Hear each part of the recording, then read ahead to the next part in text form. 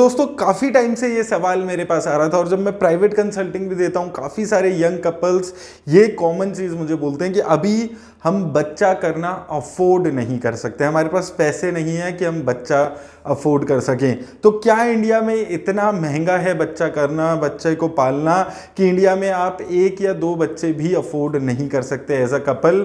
इस चीज़ पे हम वीडियो में बात करेंगे। मेरा पर्सनल एक्सपीरियंस बताने वाला हूँ कितना खर्चा बैठ जाता है अगर आप बच्चा प्लान करने के बारे में सोच रहे हैं, तो कितना एस्टिमेटेड आपकी ज़िंदगी में फाइनेंशियली इम्पैक्ट इसका आता है, और साथ में क्या सही में बच्चा अफोर्ड आप नहीं कर पाते हैं, क्या डिफिकल्टीज हो सकती हैं, उस पर हम बात करेंगे। आगे बढ़ने से पहले इंस्टाग्राम पे अभी तक फॉलो नहीं किया है मुझे तो लिंक डिस्क्रिप्शन में है, जाकर फॉलो कर सकते हैं।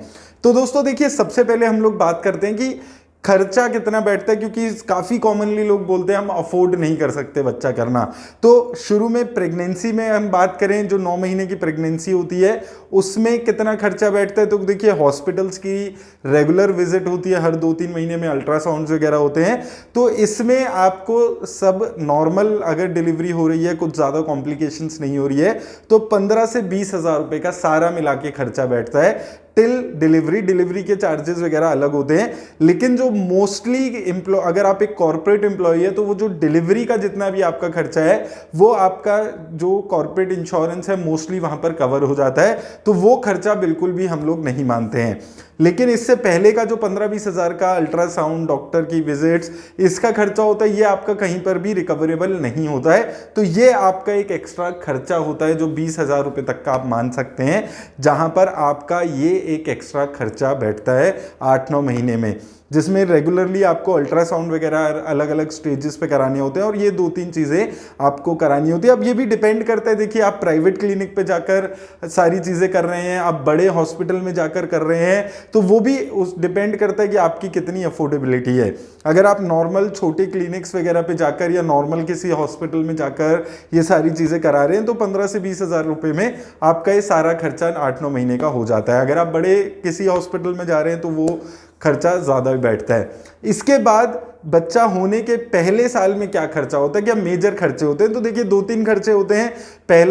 सबसे पहला तो शुरू के 1 से 1.5 साल वैक्सीन अलग अलग लगती हैं बच्चों को, वो एक लिस्ट डॉक्टर आपको दे देता है कि ये वैक्सीन इतने 1 महीने, 3 महीने, 6 महीने पे लगेगी। अब ये जो खर्चा होता है ये भी ऑलमोस्ट आपका निल होता है, क्योंकि इंडिया में बहुत सारी गवर्नमेंट हॉस्पिटल्स बने हुए हैं जहां पर जाकर आप फ्री में ये सारी चीज़ें लगवा सकते हैं। जैसे हम कोविड के टाइम पे हम वैक्सीन लगवाते थे, वैसे ये सारी वैक्सीन भी फ्री होती हैं। अगर आप वहां पर नहीं जाना चाहते, आप प्राइवेट क्लिनिक से लगवाना चाहते हैं, तो लगभग आप मान सकते हैं कि एक जो वैक्सीन लगती है वो 3 से 6 हज़ार के बीच में लगती है।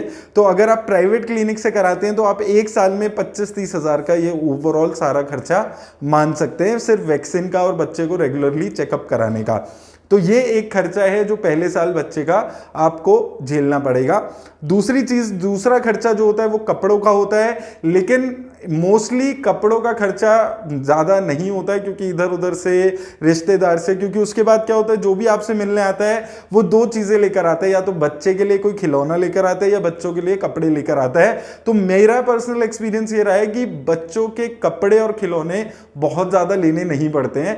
इतने सारे खिलौने एक टाइम के बाद हो जाते हैं कि वो रखे रह जाते हैं, बच्चे की उम्र निकल जाती है और वो खिलौने हम यूज़ नहीं कर पाते। कपड़े थोड़े बहुत आप मान सकते हैं आपको लेने पड़ेंगे, आप अपनी खुशी से लेंगे कुछ, तो 5-6 हज़ार रुपये का आप साल का 10 हज़ार रुपये का मैक्सिमम मान सकते हैं खर्चा बच्चे के कपड़ों पे हो सकता है, वो भी आपके ऊपर डिपेंड करता है। लेकिन खिलौनों पे बहुत ज़्यादा खर्चा कुछ नहीं होता है। इसके अलावा एक डाइपर मेजर खर्चा होता है पहले साल में, वो भी आप मान सकते हैं महीने का 500 रुपये का।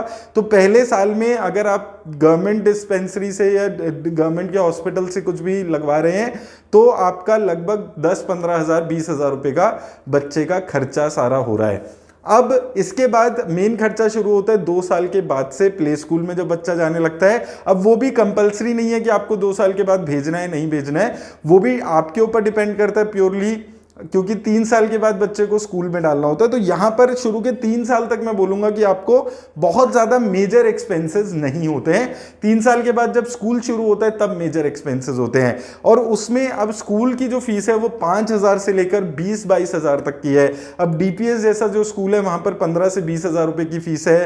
नॉर्मल कोई स्कूल अगर आप देखेंगे जो ठीक ठाक स्कूल है, अच्छा एक टिपिकल मिडिल क्लास के लिए जो स्कूल है, वो 5 से 7-8 हज़ार रुपए की फीस में आता है। तो आपके ऊपर डिपेंड करता है, आप 20,000 रुपए के स्कूल में डालना चाहते हैं, 5,000 रुपए के स्कूल में डालना चाहते हैं। तो ओवरऑल अगर आप देखेंगे शुरू के 3-4 साल में बहुत ज़्यादा कोई मेजर खर्चा नहीं होता है।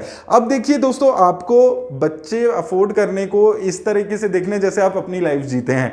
आपके हैसियत है तो आप 5 लाख की गाड़ी खरीदेंगे, नहीं तो आप 10 लाख की गाड़ी खरीदेंगे, 20 लाख की खरीदेंगे, जो भी आपकी कैपेसिटी है फाइनेंशियल, आप उसके हिसाब से गाड़ी खरीदते हैं। वैसे ही बच्चों के ऊपर भी जो खर्चा होता है वो आपको अपनी फाइनेंशियल जितने भी आपकी कैपेसिटी है उसके हिसाब से करना होता है। बहुत ही सिंपल ये चीज होती है, बहुत ज्यादा इसमें रॉकेट साइंस नहीं है।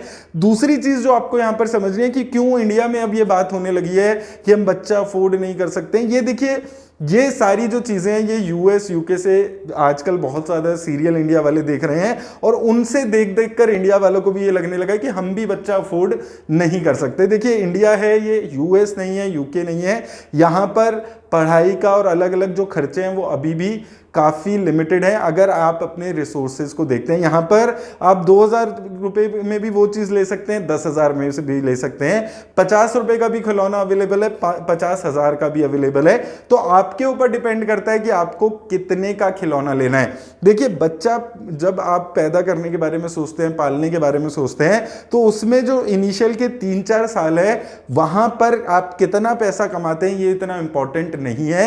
इससे ज़्यादा मैटर करता है कि आप बच्चे को टाइम कितना दे पाते हैं, क्योंकि शुरू के 2-3 साल एज अ पेरेंट आपको बहुत मेहनत करनी पड़ती है बच्चे के ऊपर। छोटे बच्चे होते हैं, रात को नहीं सोते हैं, कम सोते हैं, 12-1 बजे उठ जाते हैं, रोते रहते हैं। वो वाली जो चीज़ है वो असली प्रॉब्लम होती है। इंडिया में बच्चा पालना इतना बड़ा पैसों के हिसाब से बहुत बड़ी कोई चीज़ नहीं है। मेरा पर्सनल एक्सपीरियंस है, अभी तक 3-4 साल हो चुके हैं, लेकिन मुझे अभी कोई ऐसी पेन नहीं हो रही है किसी भी बच्चे को पालने में।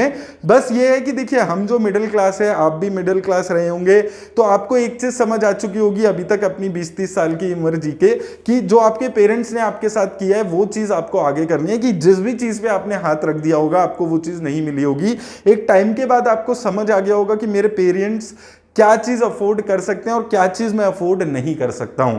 और यही चीज आपको अपने बच्चे को बहुत क्लियरली समझानी जरूरी होती है। होता क्या है कि इनिशियल में बहुत ज़्यादा लाड प्यार में आप बच्चे को जो वो मांगेगा वो आप देने की कोशिश करेंगे, और धीरे धीरे बच्चे को लगेगा कि मेरे पेरेंट्स हर चीज़ अफोर्ड कर सकते हैं। तो वो चीज़ अगर आप इनिशियल में ही उसको समझा देंगे कि ये मेरी हैसियत है, यहाँ तक की चीज़ मैं दिला सकता हूँ, वो बच्चे को अपने आप ही अंडरस्टैंडिंग होने लगती है। जैसे हम लोगों को अपनी लाइफ में एक टाइम के बाद अंडरस्टैंडिंग हो गई थी अपने आप, वो चीज़ बच्चों को भी हो जाती है। तो वो चीज़ आपको आराम से आप कर सकते हैं, इसमें कोई अफोर्डेबिलिटी का इशू नहीं आता है कभी भी।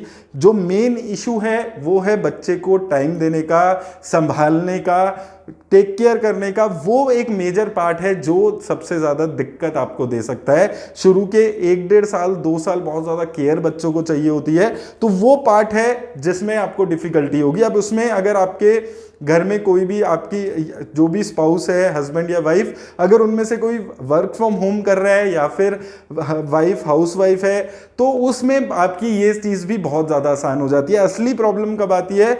जब हस्बैंड और वाइफ दोनों ही वर्किंग हैं और दोनों ही वर्क फ्रॉम ऑफिस कर रहे हैं, तो वहां पर मेन दिक्कत आती है। लेकिन उसके लिए भी अलग अलग इंस्टीट्यूट्स अवेलेबल हैं जहां पर आप बच्चे को सुबह छोड़ के शाम को वहां से पिक कर सकते हैं, और वो वहां पर पूरी मॉनिटरिंग होती है। तो वो सारी चीजें कोई भी दिक्कत नहीं होती है। तो ये चीज आपको अपने मन से निकाल देनी है। ये गलत फहमी में आपको नहीं रहना कि आप बच्चा अफोर्ड कर सकते हैं या नहीं कर सकते। इंडिया में अभी इतनी महंगाई नहीं हुई है कि आप बच्चा अफोर्ड ना कर पाए, आप बच्चा पैदा ना कर पाए।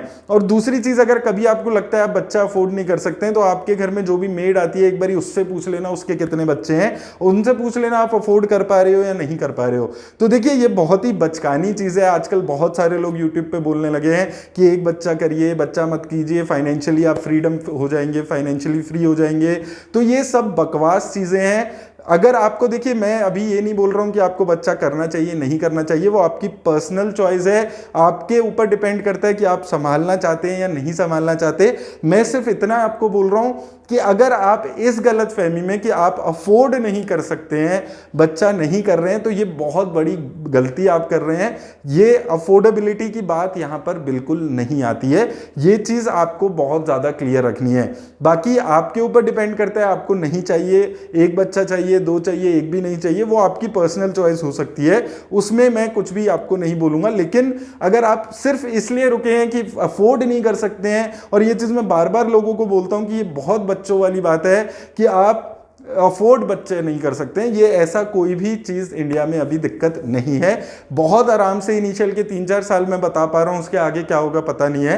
3-4 साल में कोई ऐसी बहुत ज्यादा फाइनेंशियल बर्डन नहीं आता है, और फाइनेंशियल बर्डन लाना ना लाना ये भी आपके ऊपर डिपेंड करता है। आप अपनी फाइनेंशियल कैपेसिटी के हिसाब से खर्चा करते रहेंगे तो आपको लाइफ टाइम कोई दिक्कत नहीं आएगी। और अगर आप शुरू से ही ये सोचेंगे कि पड़ोसी ने अपने बच्चे को क्या दिलाया है, मैं अपने बच्चे को भी वही दिलाऊंगा, पड़ोसी ने अपने बच्चे को 20,000 रुपए वाले स्कूल में डाला है तो मैं भी उसी स्कूल में डालूंगा, पड़ोसी ने क्या किया है, रिश्तेदार ने क्या किया, अगर आप उसके हिसाब से ही बच्चा पालने वाले हैं तो कितना भी पैसा आप कमा लीजिए आपको कम लगने वाला है। तो इन चीजों का ध्यान रखिए। कोई बहुत ज्यादा इसमें रॉकेट साइंस नहीं है। अगर उम्मीद करता हूं आपको वीडियो से हेल्प मिलेगी, इससे आपको थोड़ी सी क्लैरिटी आएगी। अपना पर्सनल एक्सपीरियंस में काफी सारे लोग पूछ रहे थे तो मैंने सोचा शेयर करता हूं आपके साथ। मेरी तरफ से बस इतना ही, धन्यवाद।